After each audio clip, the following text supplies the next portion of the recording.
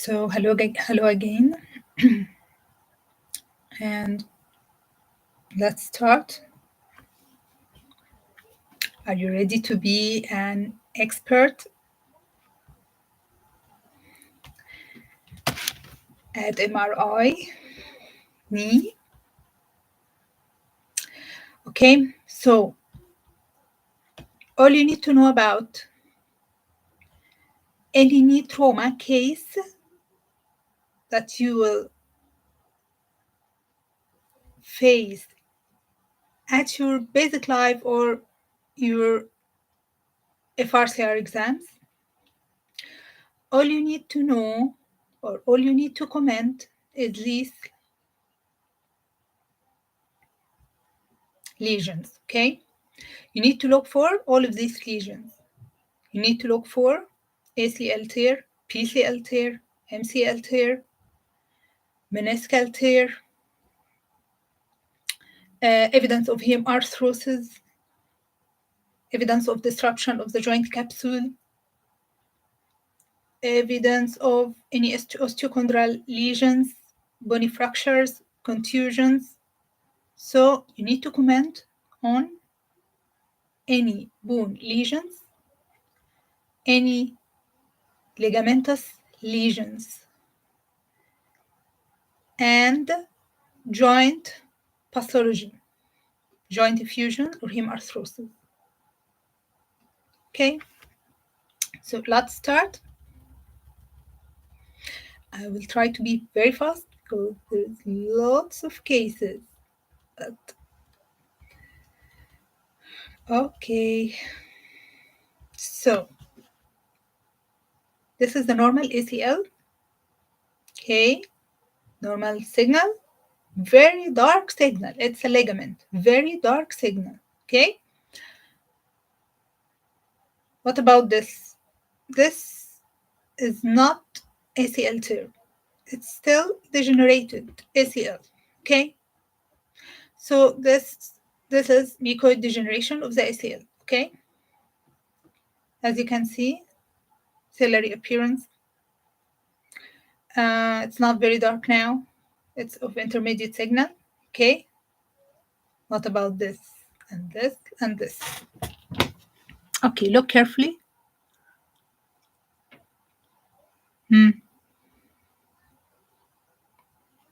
Sorry, this one is mucoid degeneration. Both of these are mucoid degeneration of the ACL. I need you to look carefully here. Can you see any ACL? No. No, there is no ACL at its expected location on sagittal images. So when you are looking for ACL, the first sequence to look for is sagittal image. Sagittal image. Okay? Try to find no ACL. No ACL. So ACL tear is suspected. Okay. After sagittal, look at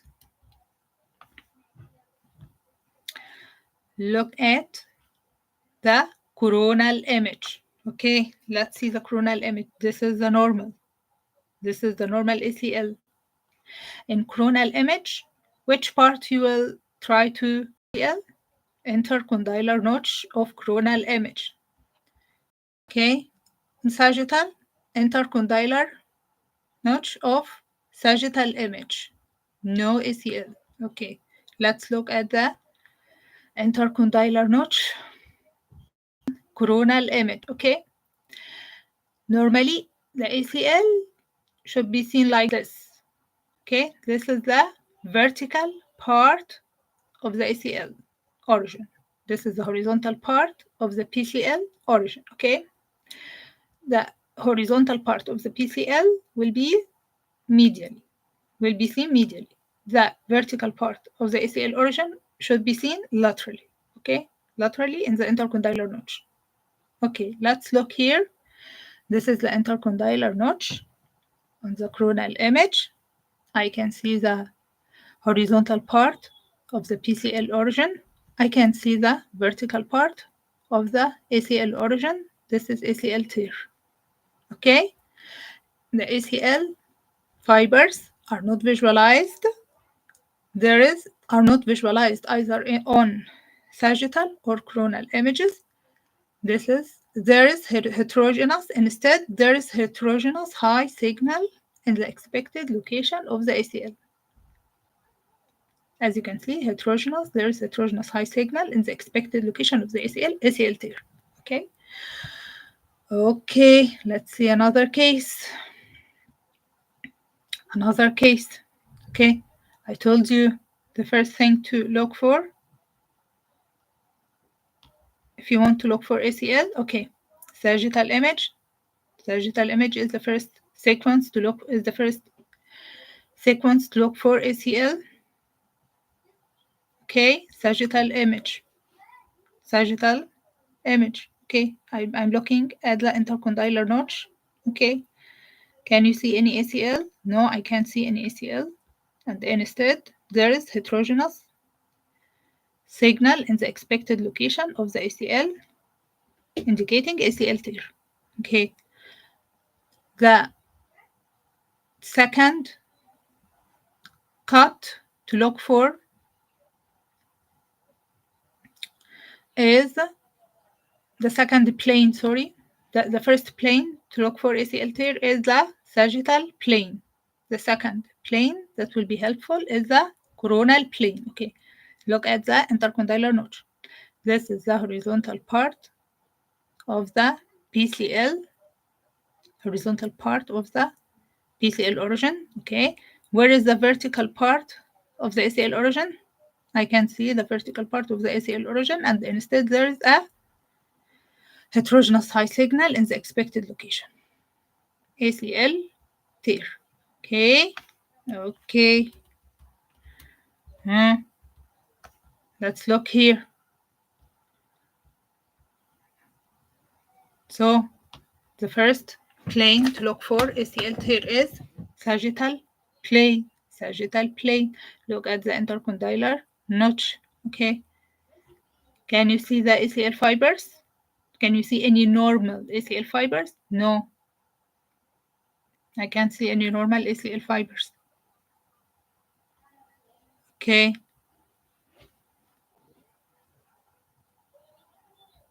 Okay, look at the coronal plane and at the intercondylar notch. This is the horizontal part of the PCL origin. This is the expected location of the vertical part of the ACL origin. I can see any ACL fibers, any normal ACL fibers here. Okay, so you will comment like this. The ACL fibers show full thickness disruption. The ACL fibers show full thickness disruption and high proton density signal. Okay, because the fibers here, okay, is disrupted. Okay, so full thickness tear of the ACL fibers. Okay, and with high proton density signal.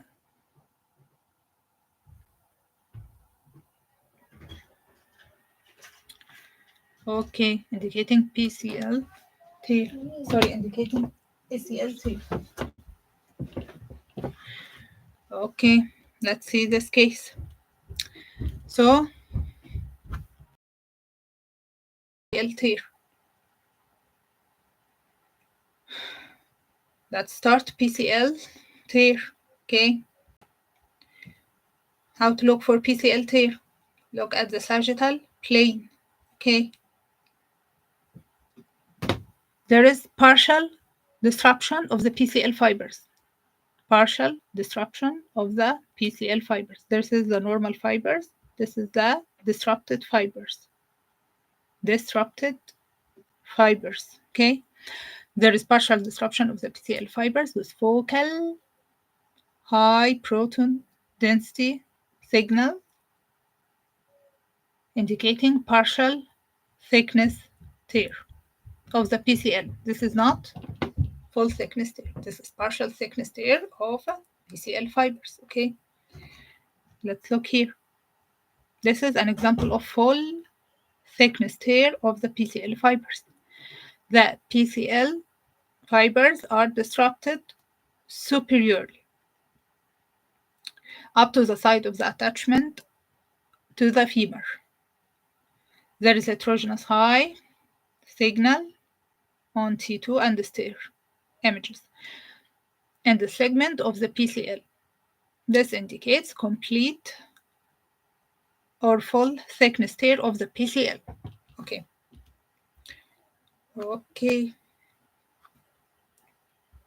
After commenting on the PCL, you need to comment on the menisci. You need to look for any meniscal injury, any meniscal lesions, okay? There are two important types of meniscal tears, okay? The first one is radial tear, and the second one is bucket handle tear, okay? This is an example of bucket handle tear of the medial meniscus. Okay. So you need to know that when a bucket handle tear occurs in the medial meniscus, it's commonly that the torn meniscal fragment will be displaced medially into the intercondylar notch. However, if the bucket handle tear occurs in the lateral meniscus, okay, the torn meniscal fragment won't be displaced medially into the intercondylar notch. It will be displaced anteriorly, just behind the anterior horn of the lateral meniscus. Okay? So, how to know bucket handle tear of medial meniscus on MRI? Okay, the first plane to look for the medial meniscal tear is the sagittal plane. Okay, this is the sagittal plane. This is the medial aspect of the tibia. This is the expected location of the medial meniscus. Okay, the tibia at its medial aspect will be like this. However, the tibia at its lateral aspect will show its articulation well with the fibula. Okay, so there is no fibular articulation here. This is the triangular shape appearance characteristic of the medial aspect of the tibia. Okay, means that the cut here is on the medial aspect of the tibia. So this is the expected location of the medial meniscus. Okay, the medial meniscus appears truncated. The bow tie appearance of the medial meniscus is not seen on the sagittal images. So on sagittal images, it's expected to see the bow tie appearance. What is the bow tie appearance? It's like the two triangles of the medial meniscus will be like this. Okay, will be here and here. So it will give you the shape of the bow tie. Okay. In this image, the bow tie appearance of the medial meniscus is not seen. Okay, so once you see this, you expect there is medial meniscal tear. Okay, so how to confirm? Okay, let's go to the coronal plane. Okay, what we'll see on coronal plane? On coronal plane images, you will see that the medial meniscus has many parts, appears truncated, okay, with some parts are displaced medially into the intercondylar notch just below the origin of the just below the horizontal part of the PCL origin. Here is very clear.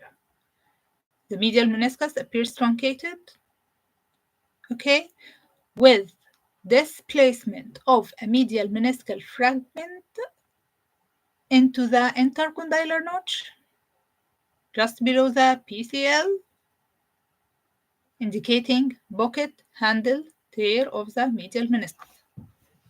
You can confirm this appearance also on the coronal, on the axial plane. As you can see here,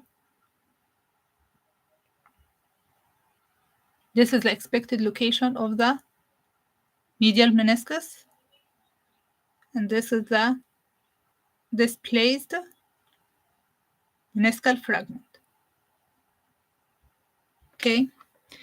Okay.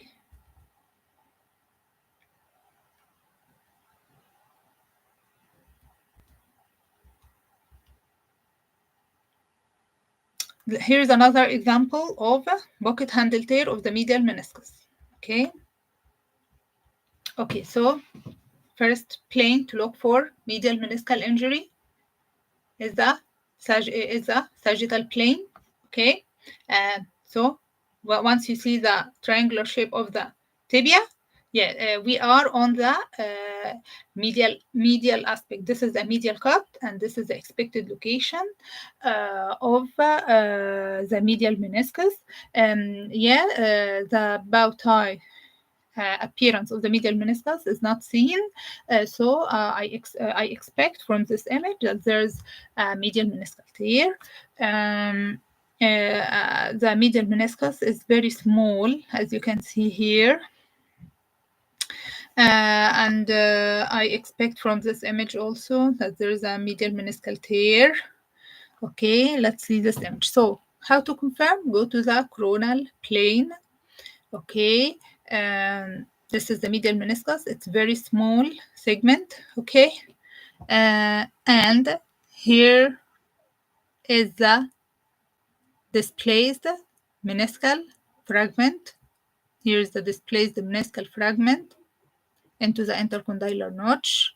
Okay, and this is the direction of the bucket handle tear. The two fragments are separated like this, and there's a displaced medial fragment just below the origin of the PCL. This is the horizontal part of PCL origin. Okay, so this is a very important sign. Very important sign here to confirm a bucket handle tear of the medial meniscus. Okay, you can also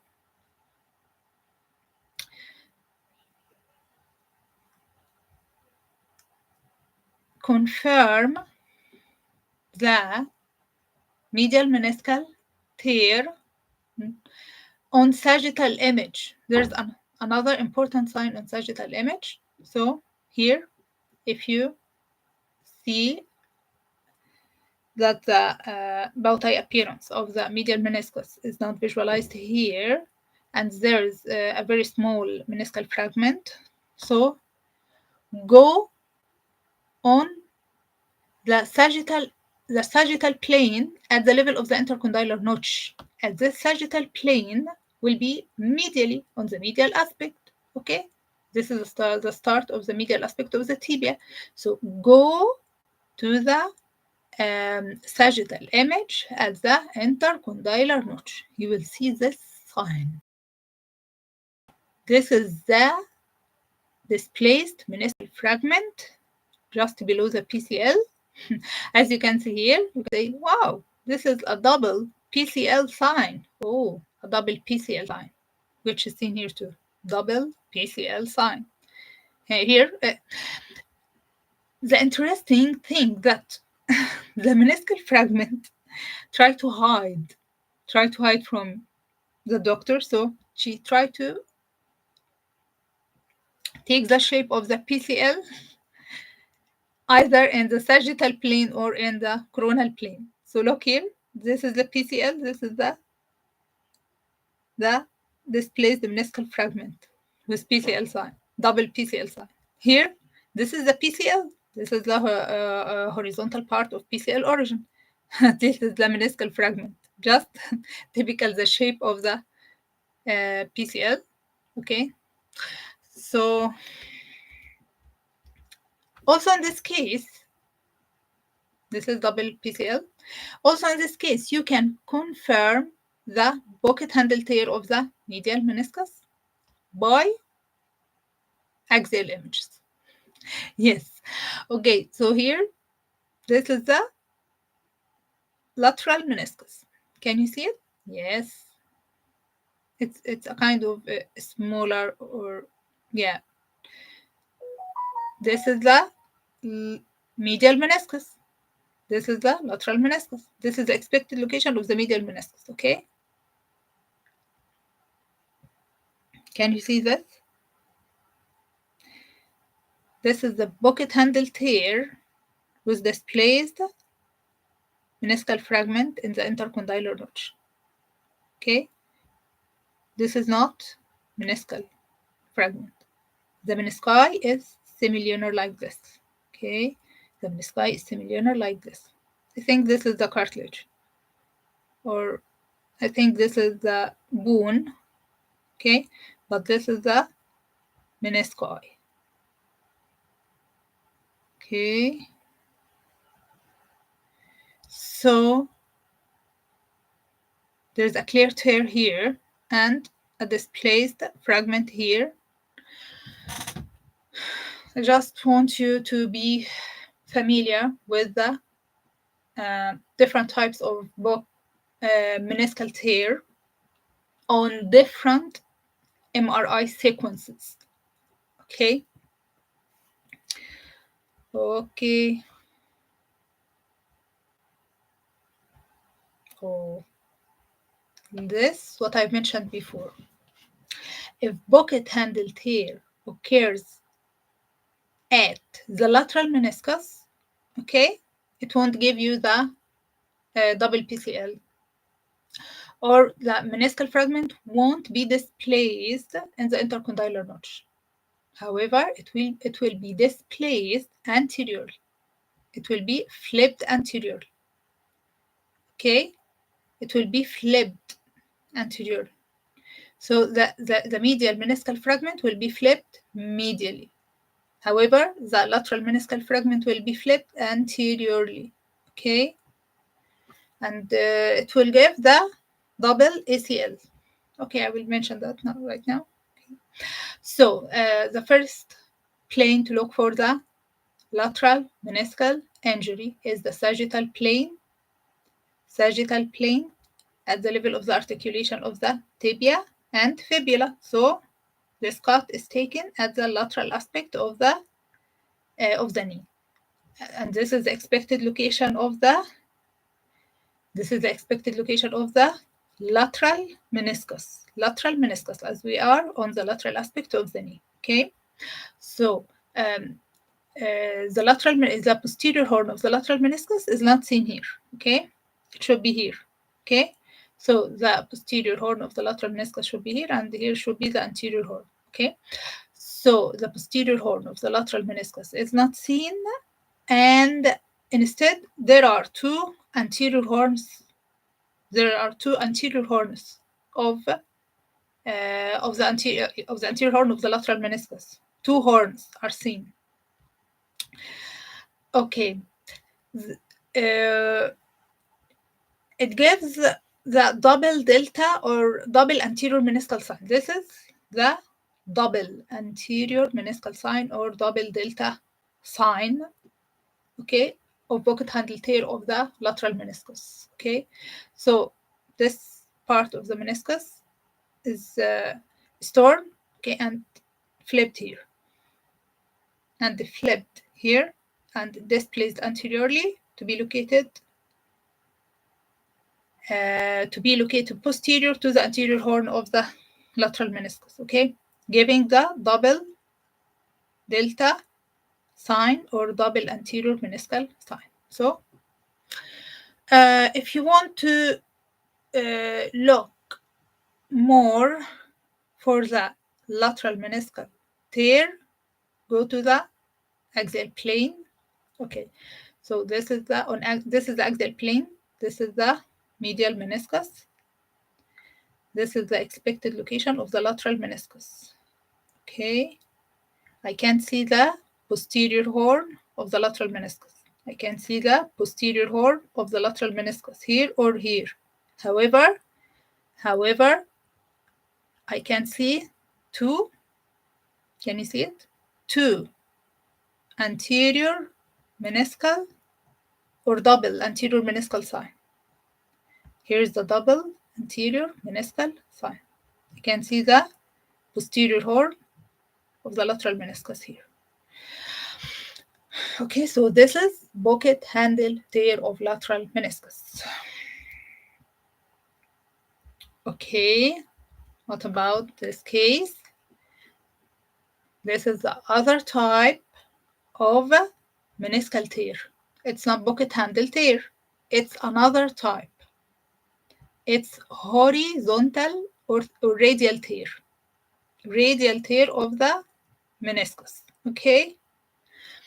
As it is within the substance of the meniscus, as you can see here, okay, it goes horizontally, not vertically. No, it goes horizontally, as if you try to slice a meat with a knife like this. Okay, so you only see this type of tear on two on two planes, on the sagittal and on the coronal plane.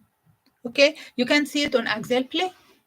Okay, so this is the tip here that you can see the horizontal tear on axial plane. Always look for the horizontal tear on sagittal and coronal plane. So how to comment? There is a horizontal high tear, signal in the posterior horn of the lateral meniscus, indicating a radial tear. So here, this is the lateral aspect. This is the lateral aspect of the knee, because I can see the articulation here. And this is the posterior aspect of the knee. Okay, this is the posterior aspect of the femur. Okay, so this is the posterior aspect of the lateral meniscus. Okay, we are posterior. This cut is posterior and lateral, and this area is lateral. Okay, so this is the posterior aspect of the lateral meniscus. So, and this is the horizontal high signal. So this is a radial tear. Okay, another example of radial tear. As I mentioned, radial tear is only seen on the sagittal and coronal planes. It can be seen on axial because it's within the substance, of the meniscus.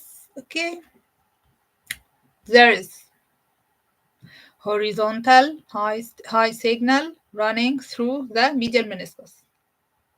This is the triangular shape of the tibia. This is the medial meniscus. Okay, there is horizontal high signal running through the medial meniscus and extending into the posterior horn. Okay, it's tear because it reaches the articular surface. Okay, you can see it also. This is the medial aspect of the knee. So here's the horizontal tear. If you can see it. Can you see the horizontal tear here? Yes. Okay. So indicating a radial tear. Okay. So we mentioned ACL tear, PCL tear, meniscal tear. Now let's start the medial collateral ligament tear. It's very, very common to see medial collateral ligament tear associated with other knee trauma lesions. Okay, so what is the normal? You need to know the normal to spot the abnormal. Okay, the normal here, this is the medial collateral ligament, normal signal, normal dark signal, and enclosed. This is very important sign. The medial collateral ligament is in close proximity to the femur and the tibial surface. In close proximity, okay? What happened if you see that the medial collateral ligament of normal signal, but started to be separated from the femur and the tibial surfaces with high signal? What is this? This is type 1 injury. Or this is type 1 injury of MCL. Okay? Okay. What about if you see the ACL of abnormal high signal and start to be thickened and of abnormal high signal like this, and it's not only separated, it's also surrounded by fluid signal from here and from here, surrounded by fluid signal. Okay, thickened high signal and surrounded by fluid, this is type 2 injury MCL. What about type 3, which is tear? Oh, you will see disrupted 3 layers of the MCL, as you can see here. This is the normal, and this is the disrupted 3 layers of the ACL. And of course, it's thickened, it's of some show high signal and surrounded by fluid signal on the proton density image. So there is disruption of all in this image. There's disruption of all 3 layers of MCL with surrounding high proton density signal representing edema and blood, type 3 injury, or you can say MCL full thickness tear. Full thickness tear. Okay. Okay. Another example of MCL injury. This is the MCL. Okay. It's not in close proximity to the femur and tibia, so I suspect injury. And it started to be thickened. The fibers started to be thickened and shows high proton density signal, as you can see here, and also surrounded by high proton density signal indicating surrounding edema and the blood. So this is type 2 because the fibers is not disrupted. Type 2 injury of the MCL. Okay, so after ACL, PCL, MCL, meniscal tear, you need to talk about if there is evidence of hem arthrosis. If there is evidence of hem arthrosis, or if there is evidence of disrupted joint capsule. Okay, let's start talking about the hem arthrosis and disrupted joint capsule.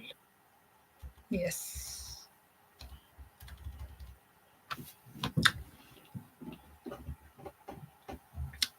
In this case, there is low T1, high proton density.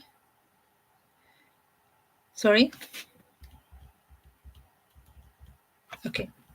Here, there is a suprapatellar knee joint effusion. Okay. We have knee joint effusion. Okay, seen. So you need to comment. There is evidence of suprapatellar knee joint effusion. Okay.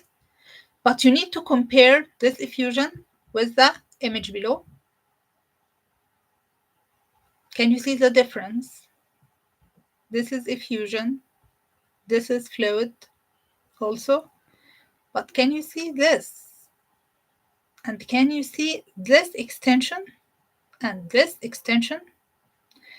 There is no extension here. There is no extension here or here. Can you see this? This means that there is disruption of the joint capsule. Okay?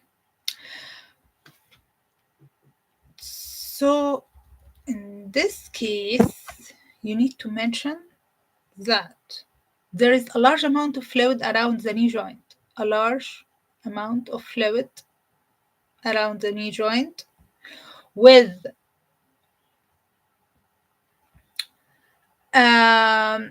this fluid has escaped the disrupted joint capsule. This fluid has escaped the disrupted joint capsule to surround the vastus medialis and the proximal gastrocnemius muscle, okay, denoting disruption of the joint capsule. So, in any knee trauma, when you see knee joint effusion, don't stop at this point. Let's look at this knee joint effusion. Is it extending to surround the vastus medialis anterior and the proximal and the gastrocnemius muscles posteriorly? If it is, this means that there is disrupted joint capsule. And don't stop at this point, okay?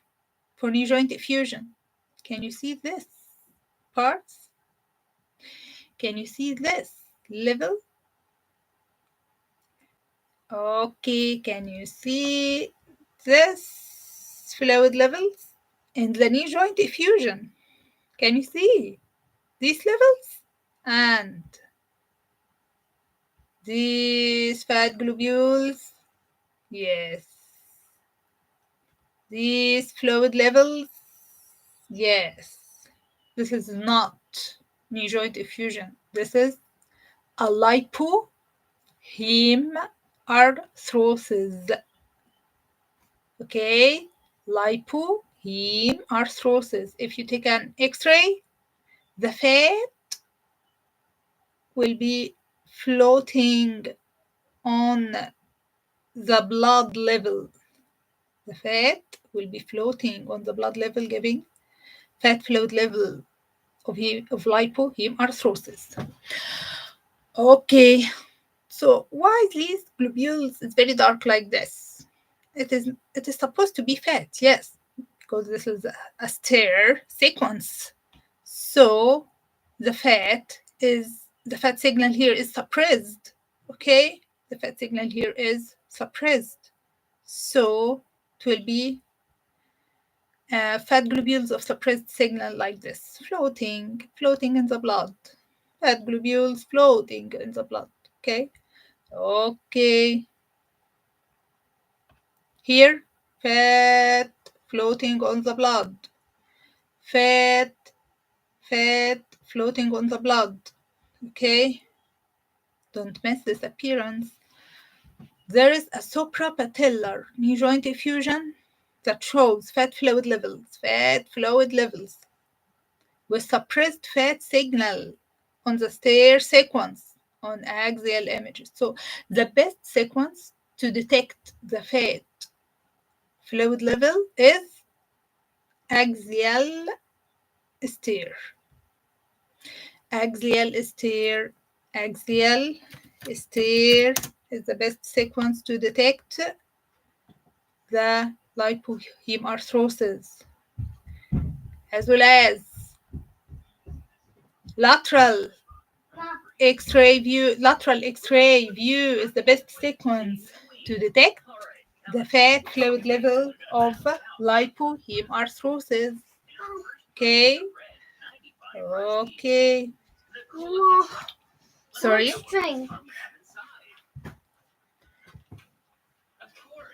Let's see what else you need to mention.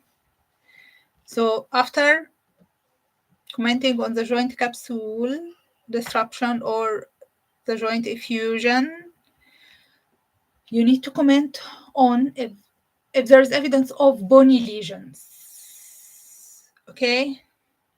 Osteochondral lesion, pattern of the bone contusion or pattern of the bone marrow edema. It's very important.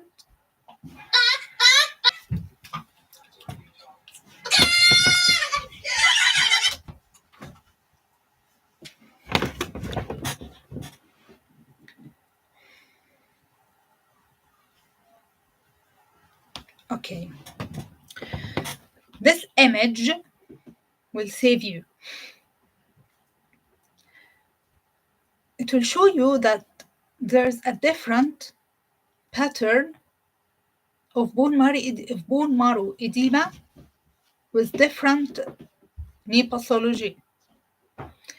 So in pivot shift injury, which is ACL tear, in pivot shift injury, the bone marrow edema is expected to be seen in the middle aspect of the lateral femoral condyle and sparing the anterior aspect of the lateral femoral condyle. However, in the lateral patellar dislocation, the pattern of the bone marrow edema is expected to be involving the anterior aspect of the lateral femoral condyle. So be very careful while you are commenting on the bone contusion in a knee trauma case with ACL tear, because if you commented on the bone marrow edema without saying that it's sparing the anterior aspect of the lateral femoral condyle, it will be a wrong comment. Okay?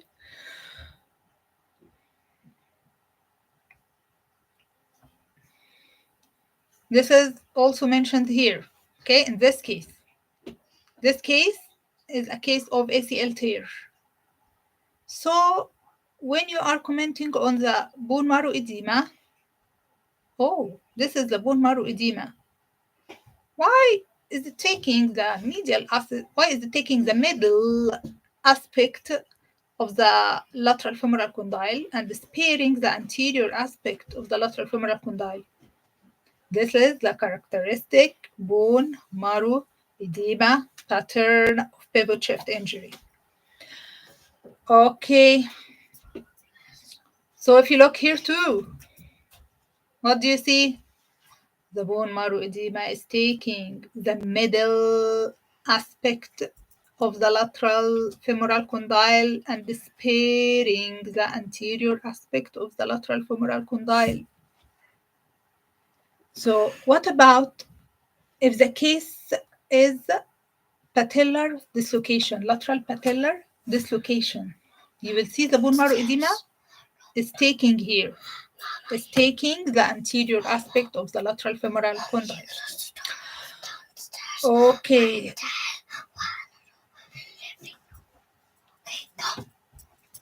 So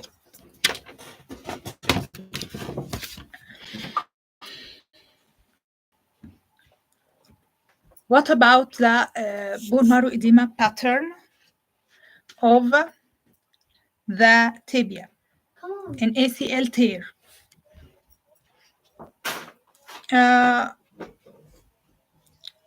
You expect to see the bone marrow edema pattern on the posterior aspect of the tibia. Okay. Let's see if there is.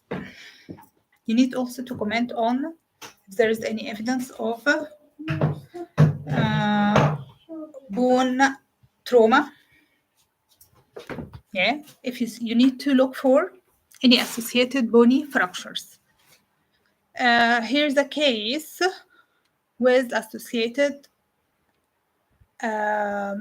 bone fracture. As you can see, this is the tibia. This is the lateral tibial plateau, and this is the medial tibial plateau. Both are fractured. Here is the compression fracture, and here is another fracture in the medial tibial plateau. And here is the compression fracture in the lateral tibial plateau. So both tibial plateaus can be fractured, and these fractures can be associated with bone marrow edema or bone contusion. Okay.